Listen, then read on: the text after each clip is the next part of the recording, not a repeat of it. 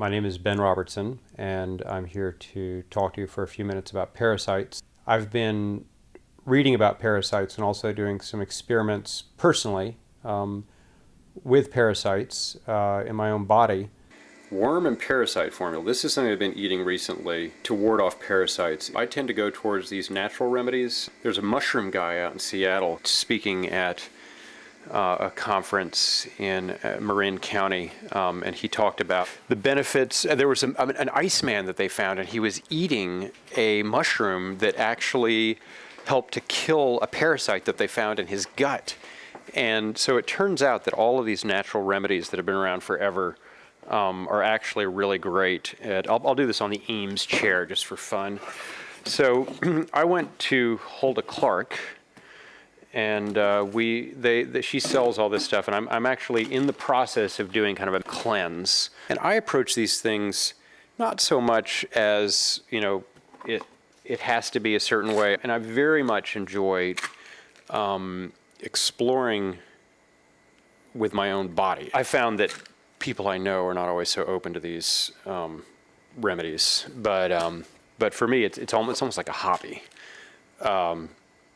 To take these things and do these cleanses and kind of see what works and what doesn't. The more that I learned about cleansing, the more I began to get into other organs of the body and substances in the body that need to be removed through cleanses. There was an article in Seed magazine in April this year which talked about a new human genome project. What they found is that there are actually bacterial cells in the body that outnumber human cells in the human body as many as 10 to 1. So there are actually as many as 100 trillion cells in the human body that are not human. They're actually bacteria that are of non-human nature.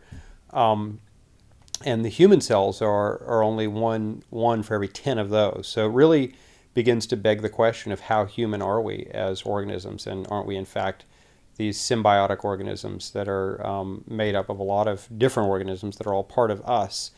And I think that it makes sense. You think of how complex we are relative to a single-celled organism.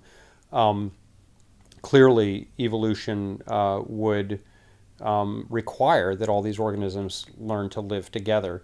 And I think that looking at the human body at this level is very interesting, on a personal level, but also, globally as we get into looking at the planet as an ecosystem, and understanding the planetary ecosystem, the human ecosystem, and I think all of those things are interrelated. This is one of our favorites, Guns, Germs, and Steel. Now, I read the first third of this, and of course have extrapolated off of its theories to a high degree for a long time. I think it's a great model. I'm also a aficionado of the blood type diet and the genotype diet, so this book has interesting implications related to all of that as well, about sort of ancestral diets and how our bodies kind of adapt to different foods, and organisms in fact are all interrelated there.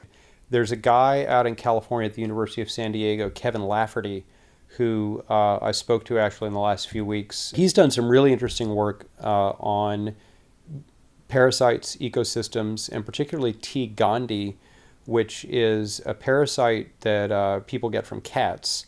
And some studies have been done on the impact on human personality and, in fact, culture. And one of the things that Kevin is looking at is how do parasites affect human culture? What they found is that it seems that men who have T. gondii, the parasitic infection, tend to be scruffier, which I don't think I have T. gondii. I have a cat, and I haven't shaven today, but I hope that I'm not infected. And that the women tend to be more sexy. Then it helps them, perhaps, I mean, I'm not the expert on these things, but to spread then T. gondii, possibly. This is just one example of how it might work in humans. But if that's the case, that's pretty frightening, actually, although we've been living this way for a long time and we've survived. So it's frightening, but we're also, somehow it's part of who we are and how we are.